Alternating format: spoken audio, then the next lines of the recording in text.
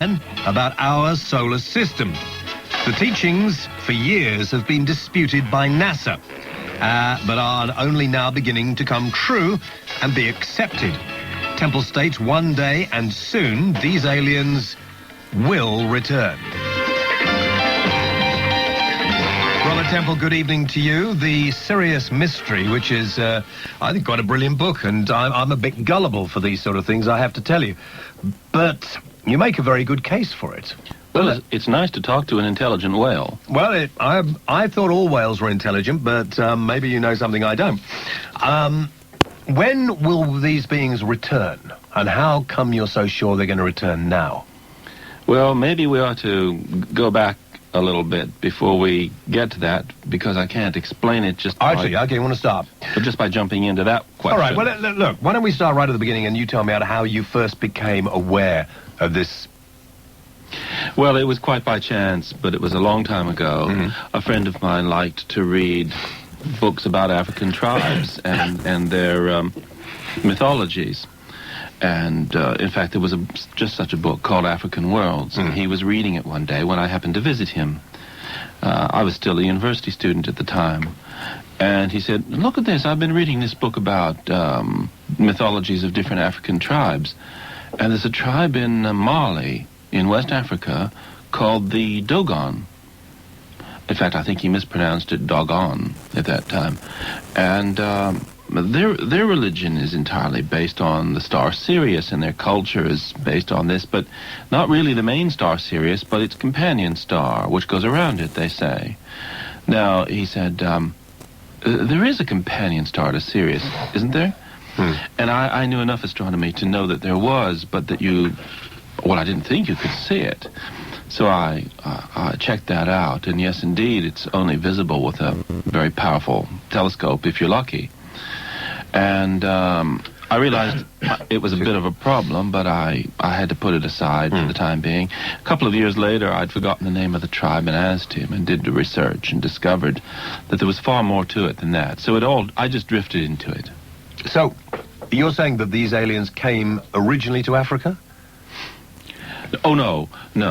That would be a misconception. No, the tribal information, which was so incredible, is held by this tribe in Africa. But they claim... This only tribe? This one and only tribe have the information? Not just the Dogon tribe. There are at least 3 other tribes in that part of Africa who have the same information. The Bozo, and so on. But the information is spread over about 2 million people in this pocket of West Africa. And the anthropologists have studied their origins and traced the migration down through the Sahara Desert of people descended from the ancient Egyptians long, long ago. And the Dogon are said to have reached Mali about 1200, 1300 AD, something like that. And I did a lot of work on this myself and found that their ancestors had been in Libya in the 5th century BC and were called the Garamantes and are described by Herodotus. And they eventually can be traced back either to some Greeks who were living in Libya or to a group of people who took refuge in the oasis of Siwa to the west of Egypt, where the chief god was Amun, and the god of the Dogon is called Amma. Okay, so this is how you found the information. When the people who first mooted that there had been alien visitations to this planet many times, starting at thousands of years ago, and maybe this is the reason we haven't found the missing link, and that there's no obvious link how man actually evolved from ape. There's a little bit missing in there. NASA, you say, doesn't take this seriously, or is beginning to now. Oh, I think NASA take it very seriously, but it's difficult to speak of NASA as a single entity because there are different factions in NASA. For instance, I was greatly encouraged in my research by one friend who was very prominent in NASA, but 2 people in NASA went to unbelievable lengths to try and attack me and attempted character assassination against me. And what are they frightened of? Why do they want to keep this a mystery? Well, I believe that those particular people had links with the security agencies. Well, indeed, so did the other man, but he was a nice chap. The security agencies, particularly in America, are not keen on all of this. Why? Being discussed in public. You'd have to ask them, but it must be because something that I'm saying in the book is something they want to keep to themselves. Okay, now let's get back to it. So what you're really saying is that these beings came to this planet where a lot of people have thought that there must have been quite a lot of alien contact around ancient Egypt time. Well, that's right. I traced the extraordinary information, which we can discuss later, that the tribe have back to the Egyptian civilization and the Babylonians. So I believe, to put it in a nutshell, that what took place was an alien contact about 3000 BC, which meant that some extraterrestrial visitors from a planet in the system of the star Sirius interacted with humans to kickstart high civilization on this planet and set up the Egyptian and Sumerian civilizations, which were contemporaneous. So the fact that Eric von Daniken came up with similar sorts of theories until he started fabricating some of the truth. Excuse me. Do you think the truth is, or do you think the evidence, before we get to the truth, do you think the evidence is really that strong? Well, I don't want to comment on Eric von Daniken's evidence, which is a complete grab bag of a mixture of interesting things and rubbish. Let's go through your evidence, though, Robert. First of all, let's begin to kind of map out the evidence for these aliens coming to this planet about 5,000 years ago. Well, the reason why I wrote this book and spent so many years on it was that I believed when I started, and I believe even more now, that it's the only hard evidence that I've ever encountered of a contact with extraterrestrials in the past. It's very hard, specific evidence. It's numerical evidence. Perhaps it's time for me to say what it is. Yeah. Well, I believe that this happened because information seems to have left behind, which constitutes a kind of legacy, which I believe we were meant to discover. And we were meant to realize that it could only have come from another world. In ancient times, and also with this tribe that we've discussed in Mali, information was possessed of a highly specific astrophysical character. And I'll give examples of what that is. The star Sirius has two invisible companion stars, very small they are. One is called Sirius B, and the other, only confirmed in 1995, is called Sirius C.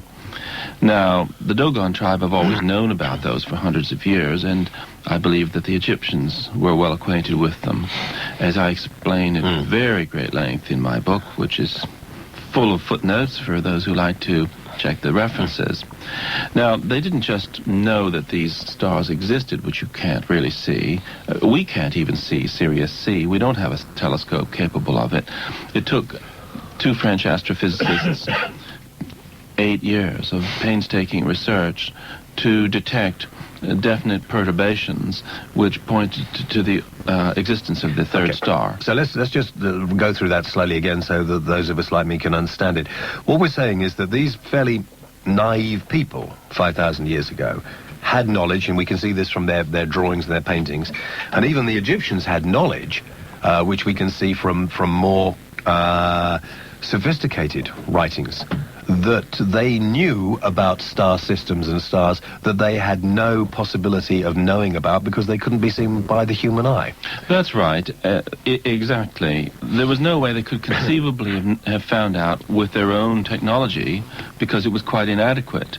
If we in 1995 were only discovering this, how could the ancient Egyptians have discovered it? Now, it's not just that they knew of the existence of these small stars. They knew the orbital period of Sirius B precisely, accurately. And they draw diagrams of the orbits of these stars, and they know the difference between a circular orbit and an elliptical orbit. And they know the difference between a star and a planet, and they say that these beings lived on a planet that went around the third star, the one that's only just been found. And more than that, Sirius B, this second star, is what's called a white dwarf. Now, a white dwarf star was something that was only understood in 1928 when the famous physicist Sir Arthur Eddington came up with his theory, since confirmed, that white dwarfs were made of superdense matter, which doesn't exist in our own solar system anywhere. And what that is that a matter where the atoms have collapsed, and a matchbox full of it would weigh 2 tons. I see. Now, this African tribe described this. How do they know nuclear physics? And I discovered that this concept seemed to be very prominent in the esoteric religious traditions of the Old Kingdom in Egypt. That they would talk about this star that had dense matter? Or yes. How would they describe that in those? Super dense star matter. Yeah. They do talk about it, and we can't really go into the details of Egyptian texts on the radio, I think, but anybody who looks at my book, The Sirius Mystery, will find that the book not only has them, but even has the hieroglyphics, if you really like that sort of thing. Okay. What leads you to believe, then, that these are amphibious creatures that came? Well, first of all, the tribe insists that they were, and also the Babylonians say that civilization was founded by these amphibious beings. Now, they looked a bit like the traditional mermaid. And as a matter of fact, speaking of mermaids and mermen, and indeed speaking of gay issues, which you were talking about earlier in the evening, it's just an interesting aside to note that these beings are said to be androgynous. That is, they're both male and female. So they came, and they obviously had certain attributes that allowed them to sort of communicate with the beings that were here. Yes, it's kind of difficult to quite figure that one out. These were beings which, although they had fish tails, had arms and hands, and they breathed atmosphere, as indeed James Whale does. But I don't have a tail. But there, yes, okay. Who says you do? Has anyone ever seen you? Exactly. Information is shown, you say, through drawings and statues and stories, all of which form part of the culture of these sort of beings. Yes, there are many drawings by this tribe of all of this. They do pictures of these visitors, whom they call the Nomos. And, of course, I've reproduced all of this. Indeed, my book is full of pictures of these beings taken from cultures all over the world. Babylonian and Chinese and Greek. And how do we differentiate between these characters and the myths of, shall we say, that the sort of people from the sea? You know, the mermaids is just some sort of fictitious sort of... Well, I think that the mermaid may be a debased concept which has survived from this tradition. That it was quite well known that these beings existed. After all, the chief god of the Philistines was called Dagon, not unlike the name of the tribe in Africa who are called the Dugong. And he was a fish-tailed god worshipped by the Philistines, and all you had to do was go into his temple and you'd see him standing there on his fishtail. And so it's not as if the image was strange or unknown, and it could have entered, and probably did enter, into folklore and lead to tales of mermaids. And the fish beings actually interbred with the humans that were here at the time? Well, I don't think so. You don't? There is a short story by H.G. Lovecraft called The Trouble with Insmith, which actually is about that very issue of beings such as Dagon interbreeding with human beings. It's an intriguing tale. It only came to my notice recently. A friend of mine said, "Have you ever read this story?" And I read it, and I was amazed. Have dolphins been here at the time? Were they here at the time? Did they? Yes. And whales? And... Well, dolphins and whales are notoriously intelligent aquatic beings, as we all know, and are therefore a kind of pointer to what we could expect these visitors to be like, except that the information does indicate that they had arms and hands, which dolphins and whales really only have in a vestigial sense. They don't really just have fins. Now, what leads you to think that these beings are on their way back? Oh, well, that's a very interesting question, James, and I'm glad you asked it, because it's sort of central to what we're thinking about here. First of all, the African tribe who have freakishly preserved all of this information up until modern times in a coherent form, they say that the beings will return, and when they do it, it will be called the Day of the Fish, and they will rule from the waters, which is an interesting concept, because it implies... What's based there? Well, it's not just that they will take up their residence there, but they will rule from the waters. It has slight political connotations. You mean maybe this planet will flood, maybe the polar ice caps will melt, maybe we will have... No, they'll reside in the water as they did in ancient times, because the Babylonians quite clearly described them as living in the sea and coming onto land in order to see man. And I think that they'll do the same thing again, but it's the word rule that I was underlining and putting in italics here. So the Dugong tribe also maintained that when these beings left the earth, and they describe all of what that looked like and so forth, not only did they say they would be coming back, but they then went into something called the Star of the 10th Moon. So I thought, well, it's the 10th moon. I didn't really think about that at first. I just thought it was some picturesque phrase, that didn't necessarily mean anything. And then I began to realize that maybe they really never left the solar system, you see? After all, to make an interstellar journey, no matter how far advanced you are in your technology, is still quite a big deal, and you would have to master the technology of suspended animation in order to do it. This won't be strange to anyone who's ever seen a science fiction film. And so I would think that the most likely thing is they never went home. They never went back to Sirius at all. That they re-entered suspended animation about 2500 BC, but they merely retreated to orbit an outer planet and to remain in the solar system until things got more interesting down here. Now, I started looking at the outer planets to see what 10th moon could possibly be interesting. And, for instance, the planet Neptune doesn't have 10 moons, so it can't be there. And then I discovered that there's a very strange moon going around Saturn called Phoebe. Now, Saturn has 18 moons, but a lot of them are just sort of junk associated with the rings. The 10th moon in descending size, and also the 10th proper moon outwards from the planet, is Phoebe. Now, Phoebe is the only moon in the solar system that has a perfectly smooth surface. No craters, nothing. Smooth. Now, you're not supposed to have smooth moons. It doesn't work like that in the solar system, does it, James? No, because things hit them most of the time. Exactly. Now, this moon is also strange in many other ways. It has a wildly retrograde orbit, as if to keep it distant from any other possible object. So, when I say that I think that the beings may return soon, I think maybe they're there, that this is some vast inflated body, and that they're in the middle of it somewhere. But we have to remember that in 1981, the Voyager probe entered the Saturn system. Yeah. Now, if you're capable of coming between the stars and visiting another solar system, you've certainly got something called radar. So you would know that a probe was entering the planetary system where your ship was orbiting, and you would have an alarm triggered. So I reckon that if they weren't awoken before, they had to be awoken in 1981. Now, that was 17 years ago. Well, what have they been doing all that time? Granted, it must take quite a while to pull yourself together and straighten your tie and brush your teeth after you've been asleep for 5,000 years. But once you've done all that and...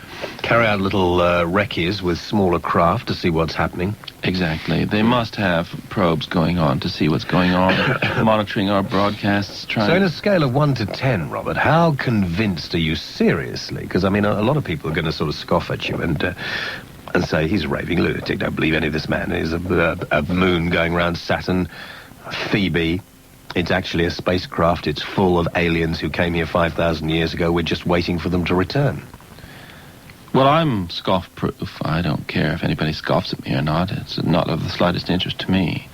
I'm only just looking into this out of my own interest. A scale of 1 to 10, how certain am I? Yeah. A 10.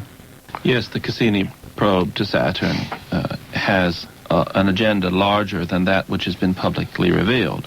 Of course, isn't that just part of a conspiracy theory, or do you think that is true? No, it's actually been admitted by NASA that it has more things to do than they have yet discussed. Mm. And since it doesn't get there for 7 years, nobody's particularly worried about asking too many questions, because why ask now? Why not wait until it gets there? And there are countless fascinating things to study about Saturn and its rings and the weird moons that are there, of which there are a total of 18. And so there's lots to do at Saturn, but it's quite a strange probe because it's got a vast amount of nuclear power, and it's going to do very complicated maneuvers in the Saturnian system. It's going to do all kinds of looping around, and it's going to launch something that's going to land on the moon Titan, and that's the moon that they feel may have conditions for life. No, they want to study a moon that I believe that they think is volcanic. I don't think it's anything to do with life, but there's just so much to study at Saturn that you would never run out of interesting experiments. But I do believe that as Phoebe is the only moon of Saturn that was never really photographed properly, and about which so little is known, that it's very high on their agenda, or their private agenda. Maybe these beings, let's stretch it a little further, maybe these beings actually got in touch and said, we need some help. And they're going up there specifically maybe to help them. Well, it's by no means impossible that there has been some kind of contact established with these beings, and we'd be the last to know. I also believe that the beings from Sirius may not be in such great shape. They may have some problems. Okay. Let's take the calls. If you want to call, you know the number. Frequent sitting in this same seat Kirsty uses. Right, okay. Mark in London, you're on Talk Radio. Speak to Robert. Hello. Temple. Hi. Hello, James. Robert, I'm not going to argue. No, I'm not going to argue. I'm from Roswell. I believe what you're saying. Thank you for, being up there and actually doing the homework. But what I want to know is what is actually your specialty? And then I'll pose you two questions there. My specialty? You mean? You're a doctor of anthropology or what? Well, I began as an Orientalist and got a degree in Sanskrit, the world's least useful language. So that's what, more or less cultural anthropology? No, more to do with ancient languages, and I'm a historian of science. Okay. Well, my question is going deeper into this alien thing. How did the aliens actually affect society 5,000 years ago? And if we suddenly had an understanding or a belief in aliens, a popular belief where it's been proven to us aliens come down and say hello, how is that going to affect our society? I'd really like to hear a discussion of that in a public forum of what's going to change. Well, those are the most interesting questions, aren't they? Yeah. I mean, that's because he comes from Roswell. Yes. Probably a member of the CIA. I'd watch it if I were you. Conspiracy theory, yes, it always. You really come from Roswell? Yes, I was. I was born over here, but I was. My father was with that squadron that was out of Roswell, the first squadron to be issued the bomb as standard equipment. Yes, I was told by a leading UFO researcher, I better not say who he is because maybe he wouldn't want me to, that he thought the whole Roswell thing was disinformation. No, I know most of the people involved or their offspring, and we're not a bunch of banjo-playing nitwits there, really. We're just farmers, ranchers, oil men, businessmen, that sort of thing, just normal folks. We don't shrine off things to Elvis or anything. It really did happen. It really did happen. There's some honest folks there that got hurt by that, actually, and we're the most cynical city in the nation right now, really, as per the government. What are you doing over here, Mark? Well, I'm a dual citizen, so I can come and go as I please, but okay. I'm trying to get on the radio. Well, you made it. Here you are. Anyway, let's answer his question. Yes, please. Well, I believe that the consequences for humanity of the reestablishing of contact will be the most important thing, probably, that's ever happened to mankind. Because the initial contact that I'm suggesting was so long ago, when man, from the point of view of civilization, was in his infancy, that it didn't have the kind of traumatic impact that it would have now, when we're all in touch with one another with modern communications, and we've gone from infancy to adolescence. And so it's also irreversible. It's one of those things, like if you blow up a building, you can't unblow up the building. When you have the contact, you can't go back. And in Arthur Clarke's wonderful phrase that he used as the title of one of his novels, it's truly childhood's end. At the moment, we're still in the end of our childhood, and we're in this cozy, womb-like, dream-like state. We're basically, most of us, sleepwalking and just trundling along. But that will change irrevocably and forever. When this contact occurs, it will be the most momentous thing that's ever happened to the human race. Yeah, because I believe quite the opposite, that nothing will change, really. That we'll all go, for a few days, we'll be in a glow, and then we'll get back to feeding ourselves and dying of disease and that sort of thing, wars. I don't really think anything will change.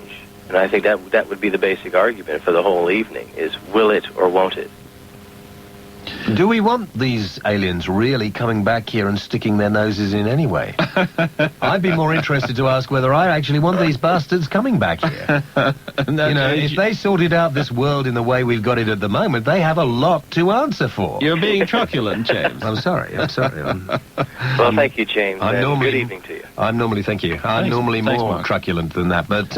Well, I think Mark has made actually an interesting and profound point. I must pay tribute to the profundity of his cynicism, because he could be right, and I hate to think he would be. But it might be, if aliens come to this planet, if we prove that maybe there have been a lot of contact over the years, and they can't do anything to change us, and they're not particularly hostile, and they're just sort of passing through, and they haven't got much they can teach us, and there's no real love or communication between these two different sorts of peoples or beings, and they move on again, it's going to be a flippin' anticlimax, isn't it? Yes, well, there's also the fact that if they do get in touch with us and we start seeing them and so on, we might find them a little bit boring. There's that, I suppose. There's that. Mohammed in Leicester, you're on Talk Radio. Hi. Hello, James. Hello, Robert. I wanted to ask you, what the aliens came 5,000 years ago to Earth, yeah? Yes, how did they communicate? I mean, why didn't they use a universal language of mathematics to communicate with us? Well, I wasn't around at the time, so I can't say what they used for communication. I'm afraid that's a bit vague. I don't know how they did it. They seem to have been able to speak. Now, whether they used some artificial device or whether they are able to speak and make sounds with tongues and mouths in the way that we do, I don't know. Are there no writings related to what they did? Well, if you take the tribal information, the physiological description of these beings is very precise, and they have mouths and funny little sharp pointed teeth, and beneath their breastbone, the clavicles, they have two breathing holes, in the way that dolphins have air holes. They breathe through an air hole which is quite separate from the mouth. Dolphins and whales. Why have we never found any bones or any artifacts or anything like this? Well, the ancient traditions say that there were only about 8 of these chaps. How big were they? Well, I don't know. Human size, or? Well, I think they might have been slightly larger than human size, but nothing too frightening. No. And they didn't have, they were sort of fairly self-sufficient within themselves. They didn't have clothes or apparatus or... Well, they did seem to have some sort of funny chairs that they used to move around in, which in the Egyptian tradition entered into the iconography and came to be known as thrones. And because they had fish tails and couldn't walk properly... humans would carry them. Well, no, I think they had some sort of device like that something they sat in, not unlike an invalid's electric chair kind of thing, I mean, presumably when they arrived and the first humans saw them, they must have thought they were gods.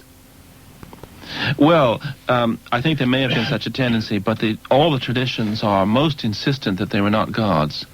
And one of the things that's so convincing about the Babylonian accounts is that they were actually rather disgusting. That people found them quite revolting. And they were most definitely not gods. And nobody seems to have thought in the Babylonian tradition that they were divine. Or devils.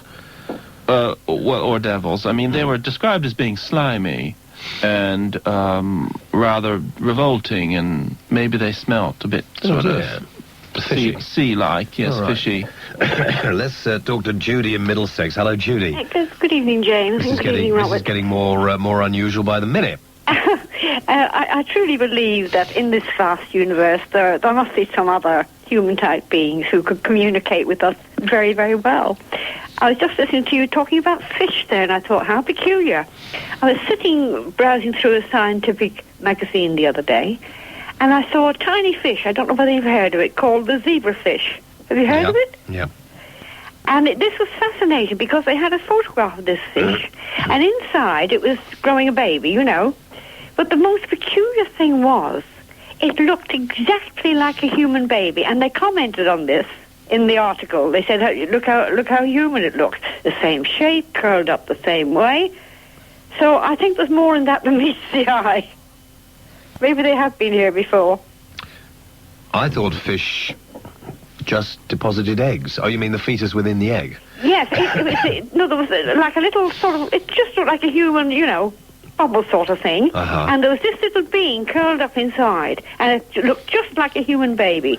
And this was I think it was in the New Scientist. And they commented on it and said, look how peculiar. Okay, well, that's given us something else to think about, I suppose. Mike in South Wales, you're on Talk Radio through to Robert Temple. Good evening, yes. I understand that, excuse me, the Sphinx was built 5,000 to 10,000 years before the pyramids, and if Atlantis had existed, it would have been even earlier than that. How does that fit in with all the theories? I don't actually believe that the Sphinx was built 12,500 BC as maintained by John West and others. In fact, in the Sirius Mystery, which I hope you'll have a look at, I discuss the Sphinx and the pyramids, and I point out that, first of all, I don't believe that the Sphinx had the body of a lion at all, that it was actually at one time a gigantic statue of Anubis, who was a dog. Mm-hmm. And that the head was recarved by a megalomaniac pharaoh, not unlike Saddam Hussein, probably Cheops. Because you may have noticed the head's much too small for the body, and a lot of people have said it was recarved. But recarved from what is the question? And I believe that the quite obvious water erosion, which is around the Sphinx, in what I call the moat, which most people call the pit, was because the Sphinx was actually sitting in water and for a long time. And with the tremendous winds in the Egyptian desert and the sand going in, the water would have been whipped up a lot, and there would have been a scouring effect on the stone. And I believe that the water erosion was caused by that. So I don't accept the theory that's been put forward by some people that the Sphinx water erosion had to be caused by ancient rain. I don't go along with that at all. But I do believe that the Sphinx is older than the 4th dynasty, that it was not built by Cheops and Khephren. I think that either Cheops or Khephren, and they were brothers, so it doesn't really matter, successive pharaohs. I believe one of them had his face carved on the Sphinx and mucked about with it, as indeed other pharaohs later did as well. But I believe that the Sphinx and the 3 main pyramids of the Giza Plateau were from the time of the alien contact. I can't. Yeah, all right, James. Yeah. I just want to tell you talk to Robert. Go on. To be honest, mate, I just think you're attention-seeking nutter. You're full of generalisation. You sound like a really nice guy, But, you're just full of generalization. I think that this could have possibly happened. Maybe there's, a probably that, according to them, this and that. Well, he's exploring a theory. He's not saying definitely. And all theories, if he's so certain about them, how come no one else has heard of this? He's up, about 11:45, speaking to, I don't know how many people, but he's speaking, if he's so serious about all this, don't you think we would have heard it, on the news or something like that, or would it come out, I just think, to be honest, he sounds like a really nice guy. No offense against you, Robert, but I just think you may have just clouded the issues here somewhere. And What issues has he clouded? I think there's probably some sort of myth there about people coming here, and, he's linked X to Y, and he's come up with X, Y, whatever that is, and he's just come up with this theory, and, I'm just sitting there, and I just can't believe, he's talking to people telling us this. It's just completely blown my mind, to be honest. This is blowing your mind? Yeah, You're upset? Not upset. I tell you what to do to calm yourself down. What you do in the morning is you go down to your local bookshop and you say, I want a copy of The Sirius Mystery by Robert Temple. It's published by Century Books and it costs £16.99. Look, mate, if I want to laugh, I'll read a joke book. And if you sit down and look at that book, a lot of your questions will be answered. How about that? A lot of people have been asking this, and you're saying you're making a lot of generalization, not being specific. Yes, but you're not giving us any argument, Khan. You're just saying you don't believe in it. You're not actually helping to move this conversation forward, I'm afraid. What do you want me to say, then? I don't know what I want you to say. I don't want you to say anything particularly. I'm saying that, okay, you said you think he's a raving nutcase. You don't believe any of it. Yeah. Well, that's it. End of your call. Peter in Leamington, you're on Talk Radio. Hello. Hello. Hi. I would just like to say that, well, the other thing of things right now, if you got this far this quick... I beg your pardon? If you come this far this quick, going to the previous century before us... All right, I'm going to have to you translate this because he's American. He won't understand what you're saying, Peter.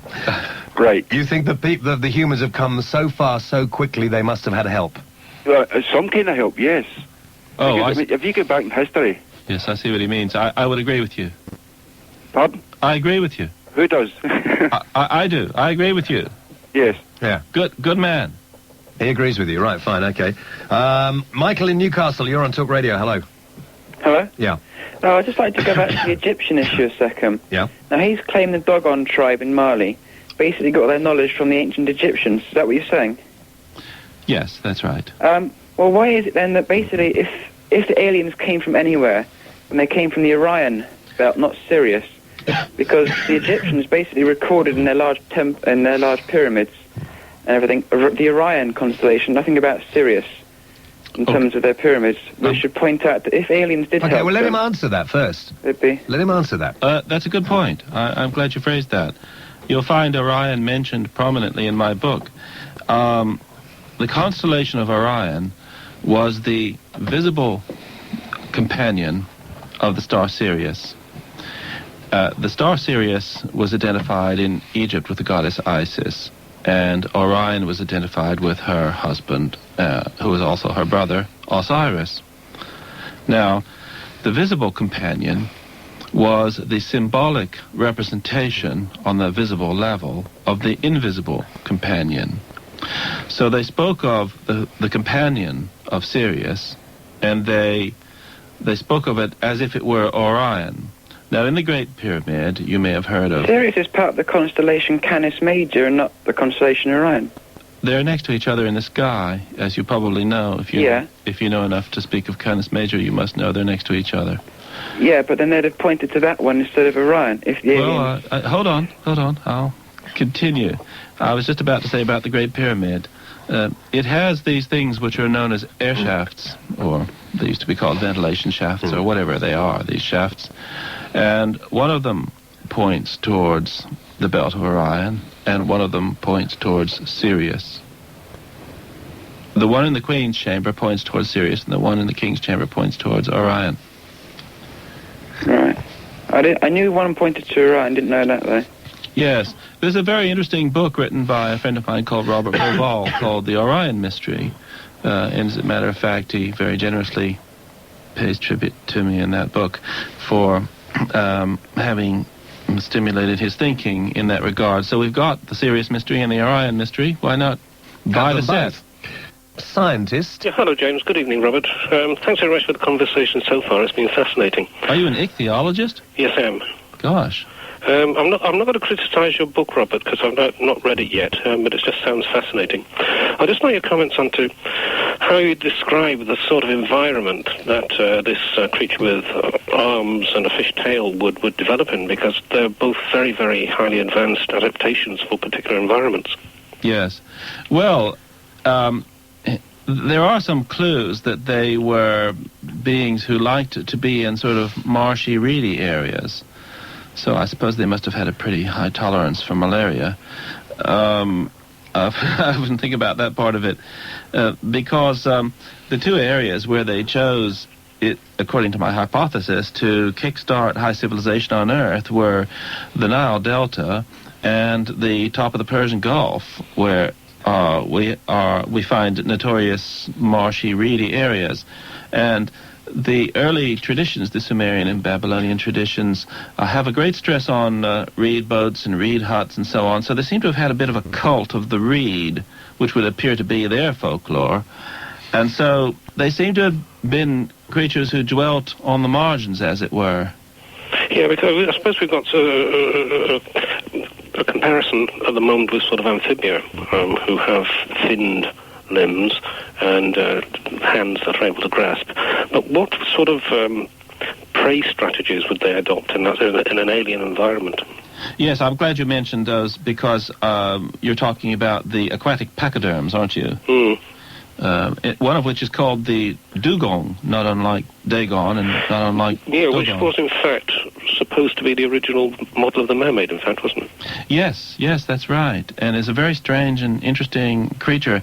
And one of the endearing things about the Dugongs, if we can digress... No, please, you carry on. I'm fascinated. They're so desperately attached to their mates that if one of the mates is killed, as often happens in Malaysia, apparently, where they're speared or harpooned, they will follow the boat for days or weeks until they die. Aren't they more usually now in the Indian Ocean? I mean, that's quite a long way from... They're found in the Indian Ocean and in the Persian Gulf.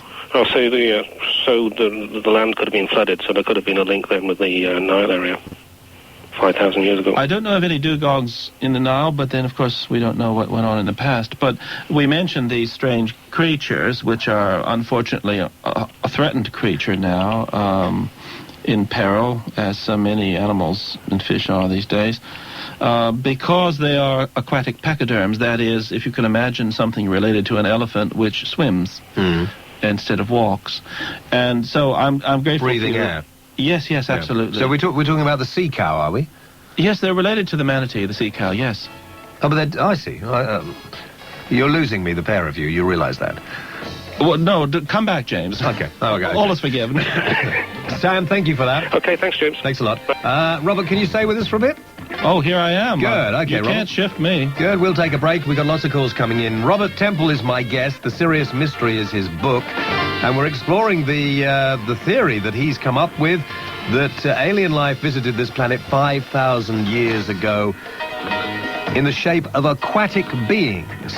He also thinks that they are on hold at the moment in orbit around Saturn. If you'd like to talk to him and question these theories, please give us a ring on free call 0500 10 53 89. This is Talk Radio. I'm James Wales.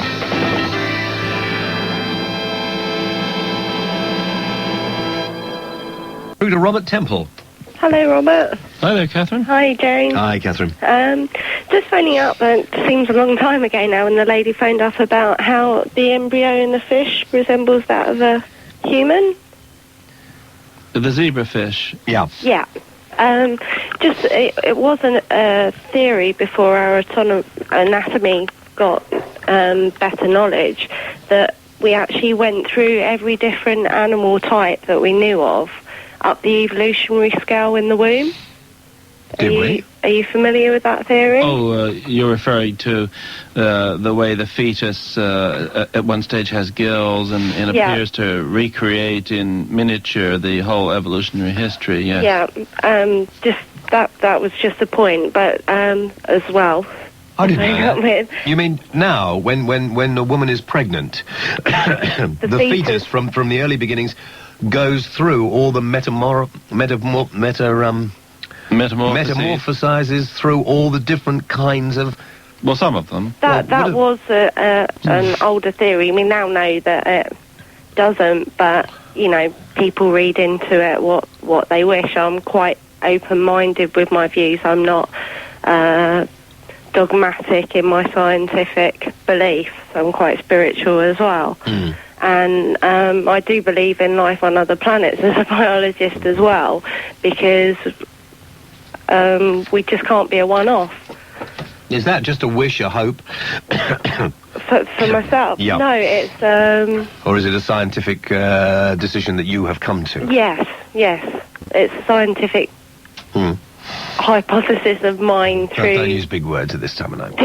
Doing my degree and my A-levels in the biology and reading around, and I have a lot of friends that are into different, I suppose you call them cult religions or more ancient religions, and so I'm made up of a mixture of so many different things that I'm quite open to somebody else's belief, although... So does the fetus still go through these stages now, or does it still represent sort of other beings? You can interpret it to when the fetus is, say, however many weeks old, it's got gills, and therefore it resembles very much to another species.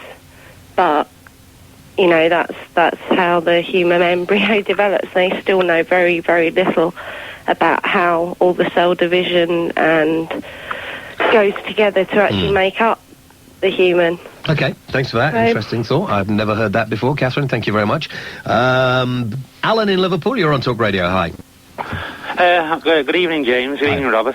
I'm one of the few people who actually bought your book when it first came out. Oh, that's very nice of you.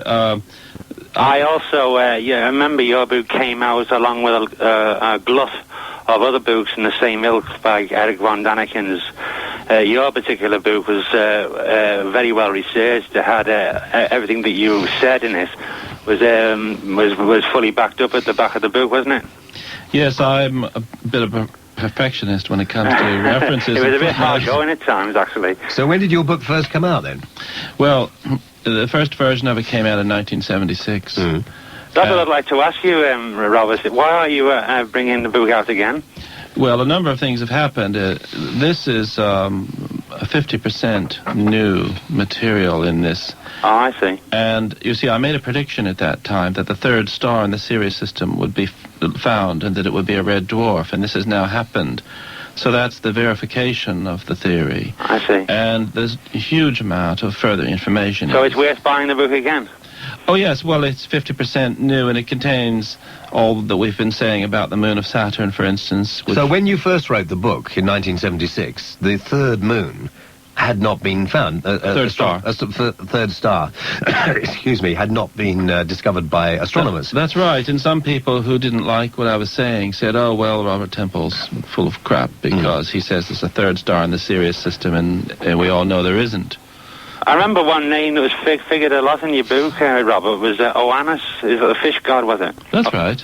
Yes, that's a Babylonian name, or a Greek Babylonian name for the fish being. Yes, or the amphibious being, I should say. Yeah, I can thoroughly recommend your book to anybody who's listening. It was one of the best researched books of the whole glut of them at the time. Are you convinced, though, Alan? That's the thing. Do you think there might be something in it? Well, everything that he says in it, he always backs up at the back of the book with a full, all his research and so on, whereas other books like Eric von Daniken just came out with various things and you had to take him at his word, whereas Robert tends to back up with everything he says. Yep, okay. Thanks, Alan. Let's go to BB in Caerphilly in South Wales. BB, you're on Talk Radio. Hello. Hello. Hi. Oh, hello, James and Robert. Hello there, baby. You may have answered this already, and I'm not sure about aliens, but have the Incas and Aztecs, even the Native American Indians, have a link with the Egyptians in your beliefs? Because they also predicted things you talk about, and had maps into the solar system, the future, etc.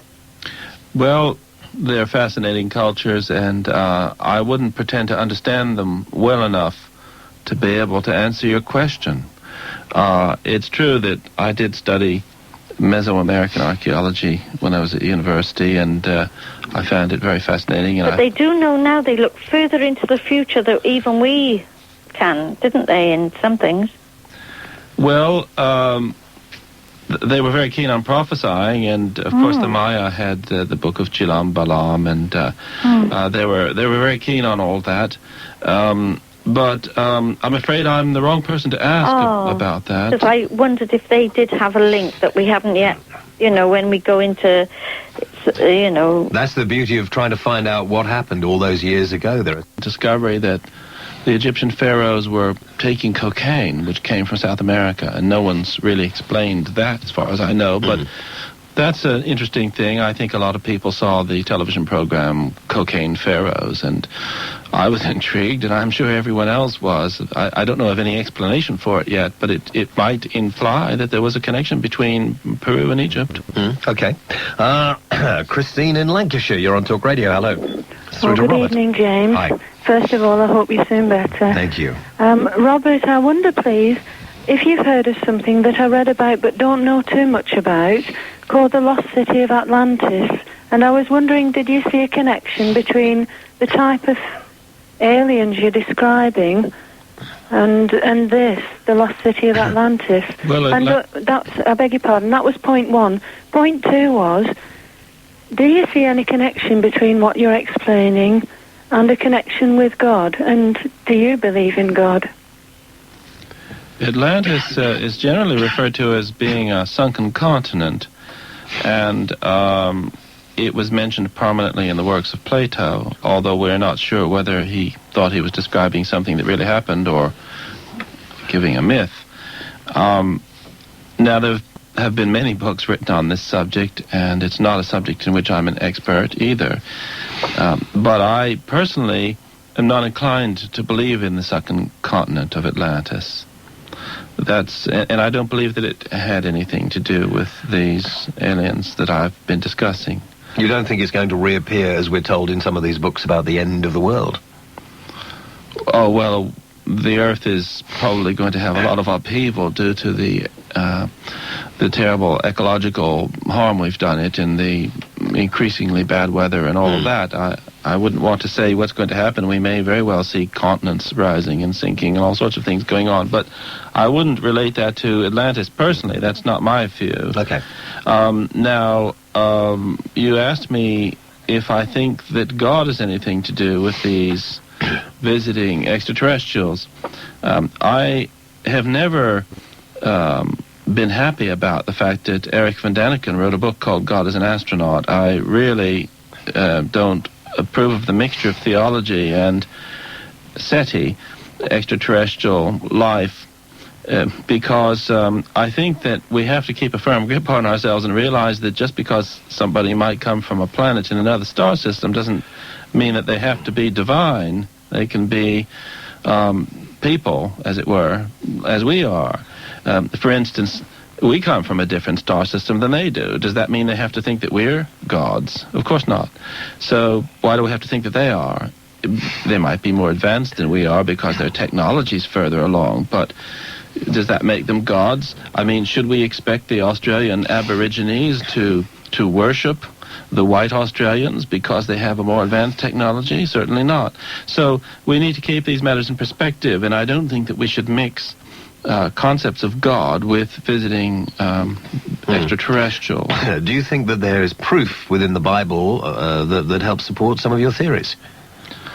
Oh, well, now the Bible, that's rather a large subject, James, but I know a lot of people have said that the descriptions in Ezekiel, for instance, are describing spaceships and so forth.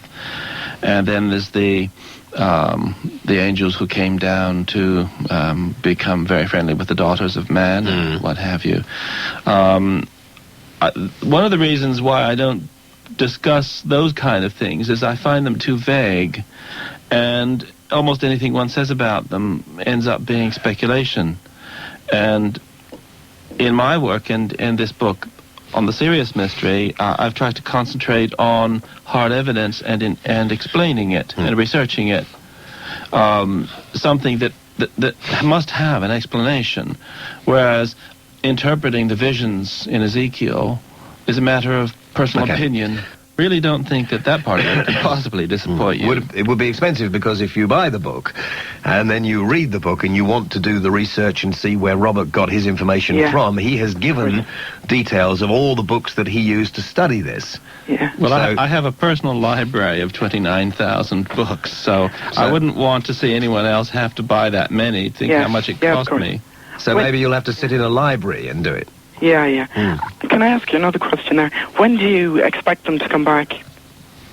As I pointed out earlier, when you may not have been listening in, the date of 1981 would be the latest that they could have been woken up, if they are indeed orbiting Saturn, as I think they are. And so that was 17 years ago. Well, now, that's a long time. Yeah. And on the other hand, I also suggested when I first started talking about all this 20 years ago that I might have pulled a cosmic trigger, as it were. Indeed, somebody wrote a book with the title Cosmic Trigger about that very issue later on, that by revealing the fact that we down here had figured them out, that they might then think that it was safe to move into their next phase, because according to the ethics of cosmic contact or galactic contact, it's probably necessary to avoid the permanent demoralization of the species with the inferior technology that you have to wait for them to find you before you can see them and enter into the contact. So, if they've been in suspended animation for over 5,000 years, it might take more than just 17 years to actually bring everything back to normality. Yeah. That's right. Exactly. It must take a while to get yourself together, but... Yeah. So you reckon any time? Any time now, yes. And maybe the new mission to Venus, to Saturn, may have something to do with it. Maybe they've sent out a message, or... It's not impossible. And the other thing that would have happened, which I mentioned back in the 70s, is that Sirius is 8.7 light years away from Earth. And so when I started making broadcasts back then on vast continental broadcasts like the World Service and the African Service and so on, signals so sufficiently strong that no self-respecting space civilization could not detect them, they would have leaked at the speed of light to Sirius and reached it 8.7 years later. Now, if there was any desire to send a reply, you add those two numbers together and you get 17.4 years that would have needed to elapse for the home base at Sirius to realize we were talking about them and for them to send a signal back here. Now, if that was necessary for the activation of their people who are still in this solar system, that would be 17.4 years after 1976, you see. So that's also happened. Yeah. So we're waiting. Okay. Thank you, thank you. Thanks a lot. Robert in Slough, you're on Talk Radio. Hi. Hello? Hello there. Yes, I'm just inquiring about this claim that the Dugong learned about Sirius B, also about Dugong, D-O-G-O-N, and Saturn's rings from local French schools long before anthropologists began recording their folklore and beliefs in 1931. Yes, 1931. You're very well informed. That was when Griol and Dieterlen, the French anthropologists, first visited the Dugong. But how do you respond to the claim that that the information may come from these local French schools? Well, a lot of people have talked about French missionaries talking to the Dugong and that kind of thing. So I decided to look into the matter. And I got in touch with the head of the White Fathers, who were the French missionaries. And I said, what was the first contact with the Dugong? And they said 1949. And were any of the White Fathers who contacted the Dugong in 1949 astronomers or scientists? No, he said. So I don't believe there was any contact with French missionaries, I'm afraid, before 1931. James, hi. Picture this. 1,000 years from now, humans are cruising through the universe. They find a planet with intelligent life forms who aren't civilized. So somehow they civilize them, though that's not actually specified how that's done. and then they fly off to another planet in our solar system and hibernate there for 5,000 years till it evolves in the higher level of civilization. It just wouldn't happen. Why wouldn't they go back to their own planet? Robert? Well, interstellar travel must be quite a big deal, no matter how far advanced you are, and it may well be that a civilization which had reached the stage of the Sirian civilization was only capable of mounting one-way trips of this magnitude. Oh, that sounds absolutely ridiculous, because if you say one-way trips, just say that their target was twice as far away. Well, now, hold on. You say it sounds ridiculous, but let me point out to you an amazing fact that you may not know. It was very seriously discussed in America only a few years back that people might want to take one-way trips to the outer solar system. Please don't cut me off, James. He wants you to cut me off. That's why he spoke like that. Because he's actually having someone with half a brain on to ask him a question. Who's the person with half a brain on here? I haven't realised. Well, that's an Is that insult you? to me, I suppose. Which hemisphere are we talking about? Left or right? But tell me this, why did they hibernate around Saturn, is it? Or Uranus? I don't know, one of the two. Well, I couldn't tell you why. I'm only telling you what the tradition and the information seem to indicate. It may be wrong. And why exactly is this planet smooth, this moon smooth, Phoebe? Oh, well, if it were an artificial is. body, it would presumably be smooth. For instance, if it were a large inflated sphere... Oh, that moon is a ship? Pardon? That moon is a ship? Yeah, that's what we've already said that. I thought he was on the moon. They were hibernating on the moon. It's the whole moon. Well, no, it's not a very big moon. You know, it's I forget the exact dimensions, but it's several hundred miles, I would expect at least. No, not that big. No, not at all. It's something that could easily be a large inflated sphere. That's... And there were 8 people on this huge moon. Well. Not, I wouldn't say on, I'd say in. And how exactly did they civilize? You didn't actually go into that. How did they set up civilization? Yes. And why did they clear off? Why didn't they stay around? I expect you're going to tell us they have 1,000-year lifespans also. Why didn't they hang around? Well, it may be because they didn't have 1,000-year lifespans that they didn't hang around. You don't know what their lifespans are? Of course not. Well, usually in mythology, these huge giant figures have enormous lifespans. Listen, well, you're contradicting yourself because you first criticized me for saying they had a long lifespan, which I didn't say. Because Kev, let's get an answer from Robert on one of your questions and not keep firing more. The question you asked, which I thought was quite interesting, which Robert didn't get a chance to answer, was what sort of evidence has brought you to the conclusion that they may have had a hand in civilizing humans? The evidence that they had a hand in civilizing humans. Well, we know that the Egyptian and Sumerian civilizations arose very suddenly, and this is well known to everyone who knows anything at all about Egypt and Sumer. And so, how did they come out of nothing like that? So, this, of course, offers one possible explanation for that. And as to how it was done, the traditions would seem to indicate a very close interaction over a period of quite a lot of time, maybe at least a couple of hundred years, that kind of thing. Well, what exactly do you mean by civilization? There weren't democracies, they were still ruled by dictators. You're not understanding the point, are you? Well, civilization is a democracy? No, that sounds just like forget your politics, a king, Kev. a tyrant. You're mixing up society and civilization. What we're talking about, Kevin, is if you look back, you see that the ancient Egyptians and others suddenly became very advanced in those times of sort of fairly primitive beings. In which fields? In which fields? I beg your pardon? In which fields? Oh, no, just listen a minute. I'm the host here. Listen. Well, this chap seems to be very highly exercised on the subject of politics, so maybe I should tell him that in a fascinating book called History Begins at Sumer, Samuel Noah Kramer points out that the Sumerians actually had a bicameral legislature, that is, a parliament with 2 houses, which appears to have operated on the basis of democracy. Now, how do you feel? Do you feel a bit more relaxed? Not at all, because you're going to say parliament. That's like saying England has the oldest parliament in the world, but of course one of the chambers isn't even elected, and the other one... He'll be mentioning the Mayor's prison next. Yeah, he will. Kev, listen, okay? You know my views on Northern Ireland, okay? No, and when we talk about Northern Ireland, Kev, you can ring in and I'll give you a good tongue lashing.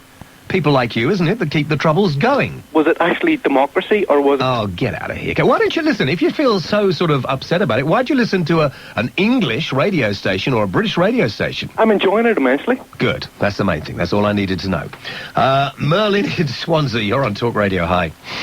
Hello. I'm feeling better for that. Hello there, Merlin in Swansea. Hi. Oh, we hope we're not going to discuss politics. No. Let me point out, I mean, as far as I'm concerned, this is an entertaining book. I don't know that I believe this. I'd quite like to believe it, and I always want to talk to people who write books like this. You may remember Alan F. Alford, who we had in not long ago,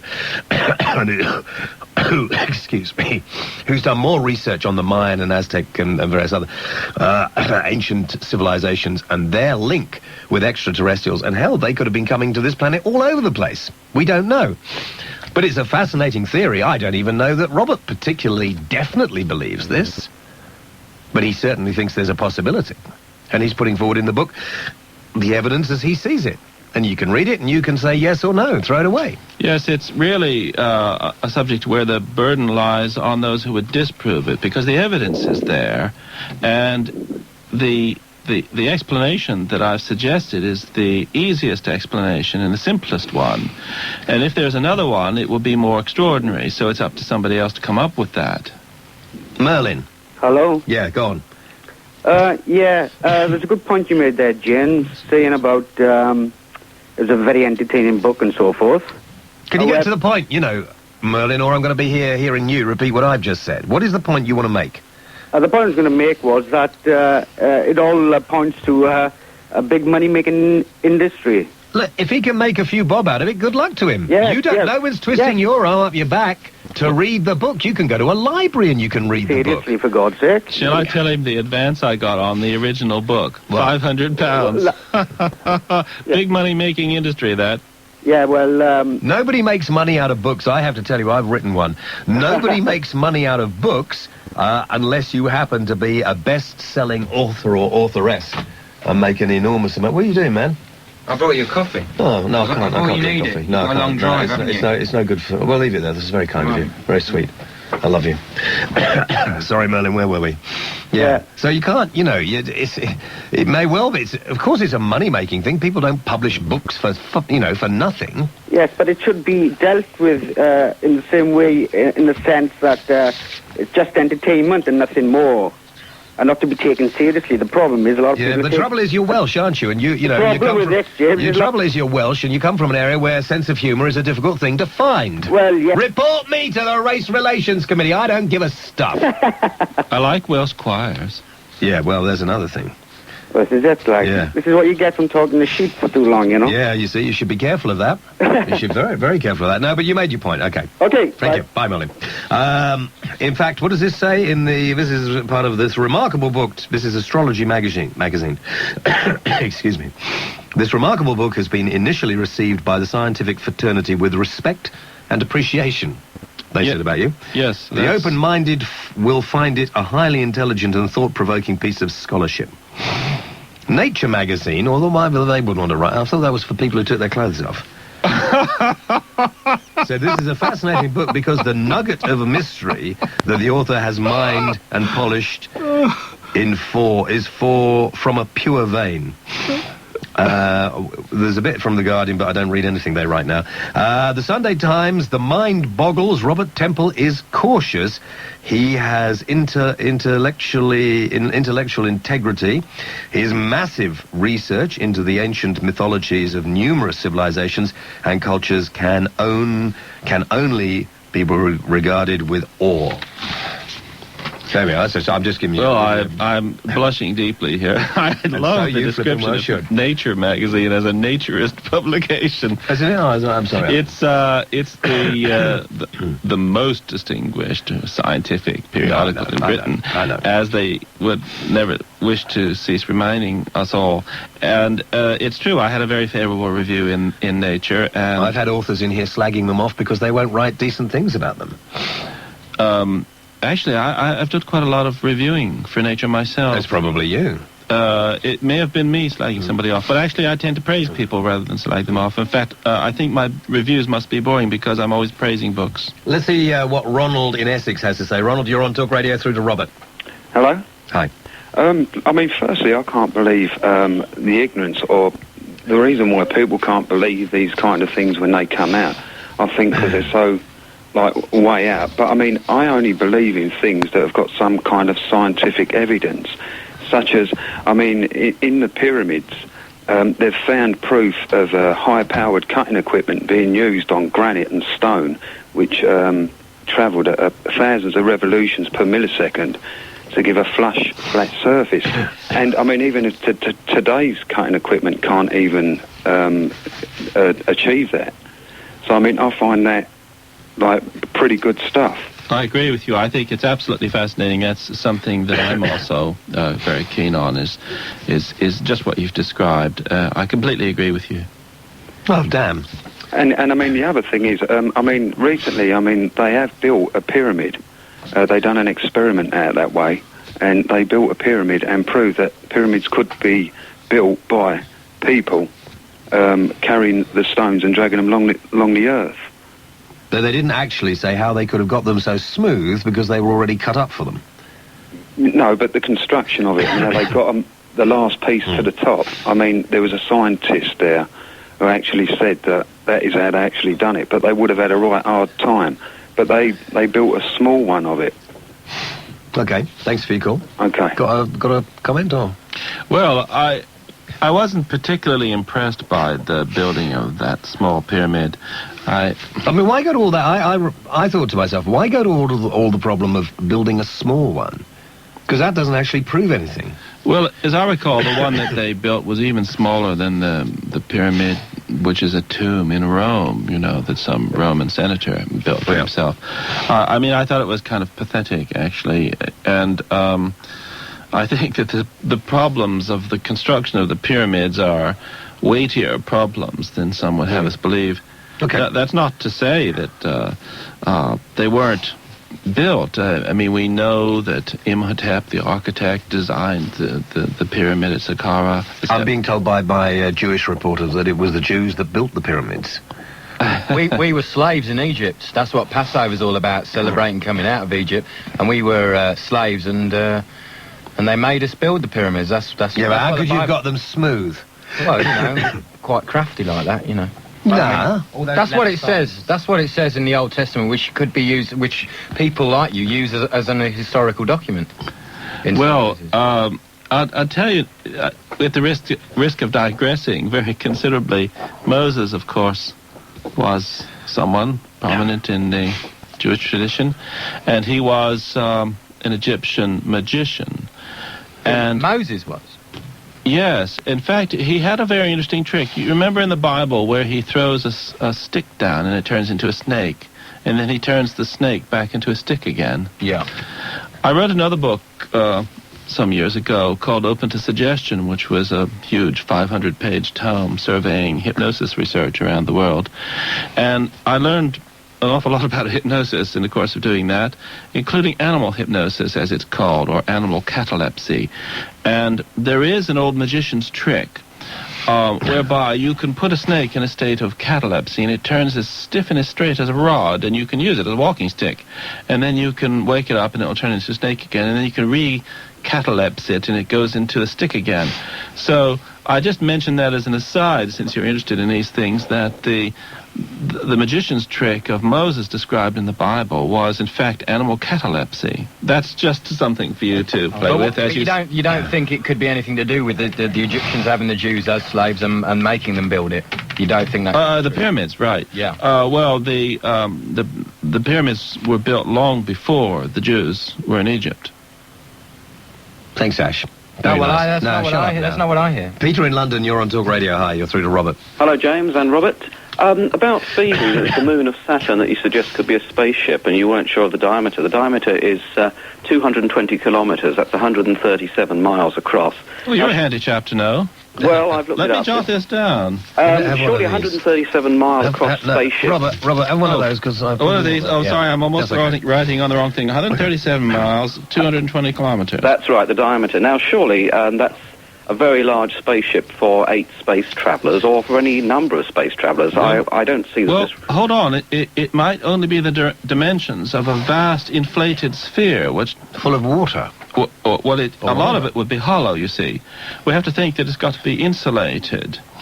Well, why should 8 beings need a huge sphere of water to dwell in when they could presumably... Maybe they're more than 8. Well, I mean, who knows? The Hindenburg Airship was a gigantic thing, but it only carried a few people and a little thing on the bottom. You mustn't... I'm very grateful for your mentioning the size. Thank you very much. But you mustn't think that it has to be swarming with a huge colony like an anthill. Okay. As to it being smooth, I'm looking at a photograph of it here, and it was taken by Voyager 2 from 1.5 million kilometres, and it's poorly lit, but there seems to be detail on it. Not very good detail. I wouldn't say that it's actually smooth. Well, the last I ever discussed it with an astronomer, he said it seemed to be perfectly smooth. But it's interesting that you have that photo, but it is very distant, as we know, because the Voyager probes didn't get anywhere near Phoebe. It was the only Saturn moon that really escaped scrutiny. Yeah. Where could we see that picture? Well, I'm looking in the Cambridge Atlas of Astronomy, and that's page 203. My goodness, you're fond of information, page 203. Anyway, that's all I had to say. Thank you very much. Thank very you. interesting. Thanks very much indeed, Peter. Bye-bye. Right, before we take the break, Richard Berry just faxed me. He said, James, I've always been sceptical about aliens visiting this planet, and tonight, I'm afraid, this has just compounded my skepticism. There are 2 major factors in which I believe that aliens have not visited and will almost certainly never visit. The first factor is the extremely low chance of aliens actually finding this planet. Astronauts are often commenting that very close orbiting of the Earth, at very close orbiting of the Earth, you cannot see any evidence of man's existence. And 5,000 years ago, we did not have radio waves, and how would the aliens get here, even traveling at light speed, which Einstein proved impossible? It would take 10 years to get here from the nearest star. The second factor is the unplausible differences and extremely incomprehensible look of the aliens. Different planet, different food chain, completely different evolutionary scale. To even think that they would be remotely similar to humans or any other life on Earth seems tremendously narrow-minded. I consider myself open-minded, and I never say never. I just say extremely highly unlikely. I do believe there is life somewhere else in the universe. I just don't believe they have visited us yet. Well, I was at some pains to point out that they aren't particularly like humans, just to address that point. I think. But what people do, though, surely, that fact says it all, really, is we are actually trying to understand it with our own interpretation of life, death, time. And so, these aliens, from wherever they come, 5,000 years could be like 3 weeks. This message raised so many questions at once. The interstellar voyage will indeed take a long time, and that's why earlier on, before that chap was listening, probably I was talking about suspended animation, which would have been necessary for this extremely long journey, and might explain why they couldn't really go back again. But if you're traveling through space and you're approaching a solar system, it doesn't take a genius to spot the planets that might have life on them. If you see a blue planet with clouds, it's got oceans, it's got atmosphere, it's got clouds, it's got water. So you'd make a beeline for Earth. So that particular argument of yours is fallacious. Earth sticks out like a sore thumb in that respect. I mean, it's blatantly obvious if you're approaching this solar system that you would head for Earth. Trade with the Egyptians actually provided crystal lenses that were perfectly round for the Dugong to build telescopes. Also, the Chinese reported sightings of the moons of Jupiter with naked eyes 2,000 years before. Now, although you can't see Sirius B with your naked eye, there is a dwarf nova in the vicinity of Sirius B that appears to be part of the Sirius star system. This means that when the dwarf nova expands, it illuminates Sirius B to make it possible to be seen by a telescope. Also, the Chinese Institute for History of Natural Science Academia had an experiment in 1981 where 6 astronomers did see Jupiter's moons with the naked eye. This means that the Dogon people had the means to do it, and they also had the mathematical knowledge. because when Grail and Dietil, sorry, I can't pronounce their names, actually stayed with the Dogon for 16 years and were taught by them astronomy and mathematics, they found out that the Dogon were very knowledgeable people and could have found the moons by themselves. So those aliens coming to the Dogon is total rubbish, really. Well, I don't suggest that the aliens visited the Dogon. I suggest that the Dogon preserved ancient information, and that the contact was about 5,000 years ago. Not in Africa, not in Mali. So let's clear that one up. The points you've raised are very interesting, and I think I should stress that even we cannot see Sirius C today in 1998. Yes, but that is because... It can't be seen. It can only be detected through studies of perturbations. And as for Sirius B, it's not merely that it's so small, but it's obscured by the light of Sirius A. So you can't see it with a telescope without all kinds of fiddly attempts to blot out the light of Sirius A, which obscures it. In other words, it's a very, very tricky matter, and I'm afraid that your suggestion... this is not my suggestion. This is an Ivan van Sertima's suggestion in his book, where he does provide evidence that the Russians actually found these lenses, and the Dogon people have actually said that they actually found the stars when questioned by these two French people. Who's this chap, Ivan? Ivan van Sertima. He writes a book on African science. I don't know this book. Sertima? Yeah, Sertima. S-E-R-T-I-M-A. Oh, right. I'll take a look and try and find that. That's very interesting.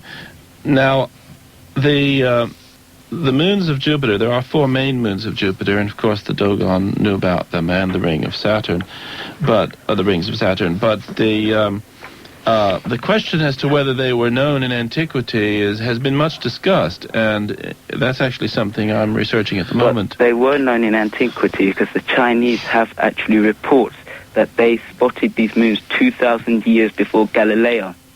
Yes, I'm aware of that, and in the Japanese encyclopedia, 2 moons of Jupiter are actually depicted.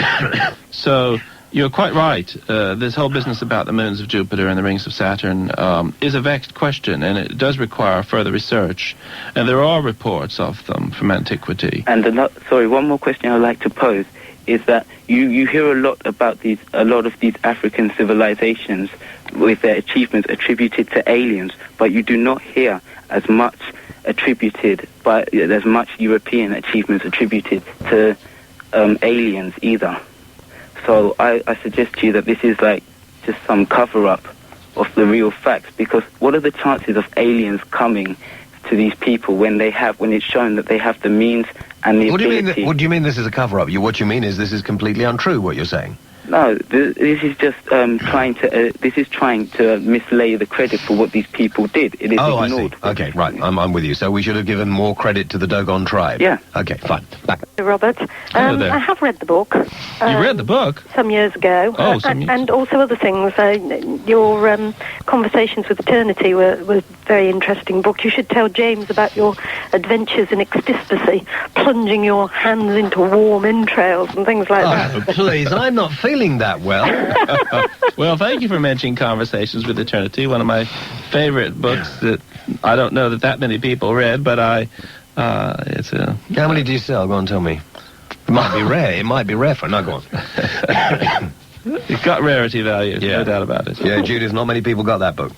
But I wanted to phone up, because one thing I didn't get about the Sirius mystery was this thing about the pale fox. Oh, I've got a photograph of the pale fox at last in this new edition. Yeah. You can see him. Because it seems to sort of go from the spaceship to... Hang on, listen, for those of us who don't know what on earth you're talking about, I mean, maybe what is this? Oh, yes, the pale fox is important to the Dogon because he represents a character called Ogo, who was, he seems to have been one of these beings from Sirius who rebelled and became very naughty, a sort of Lucifer figure. So they turned him into a fox? Well, he's symbolized by the pale fox.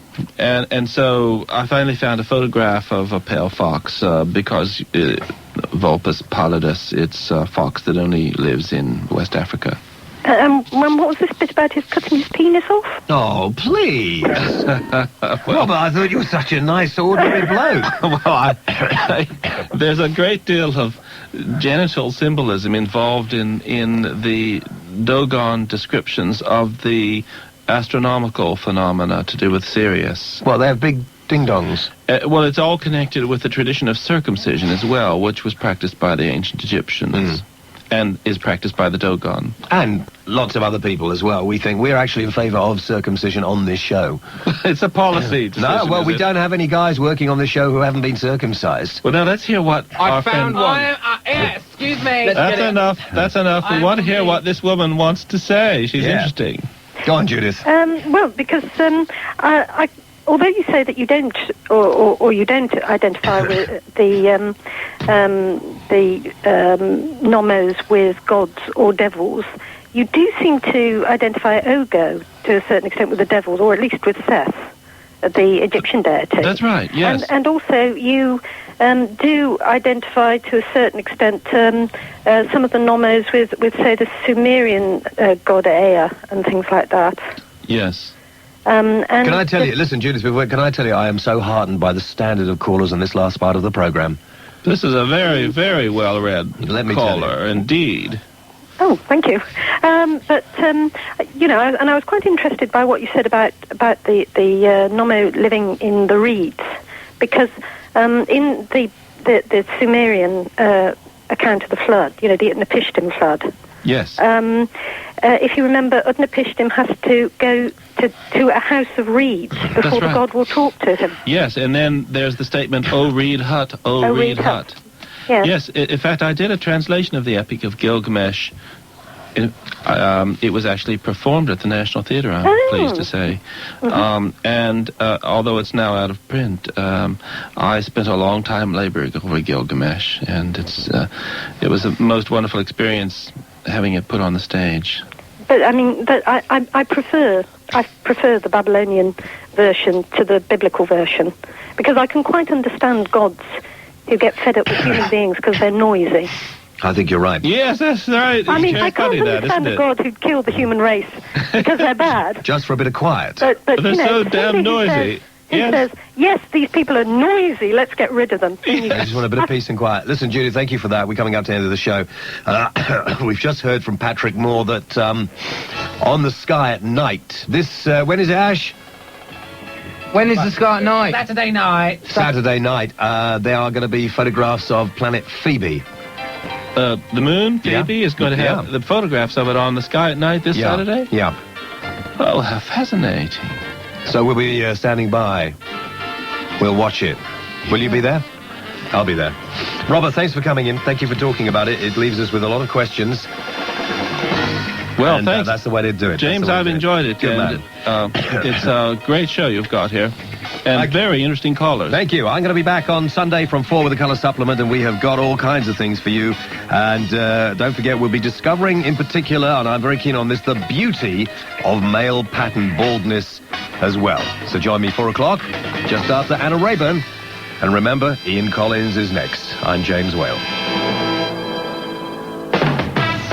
Across the UK on 10:53 and 10:89 AM.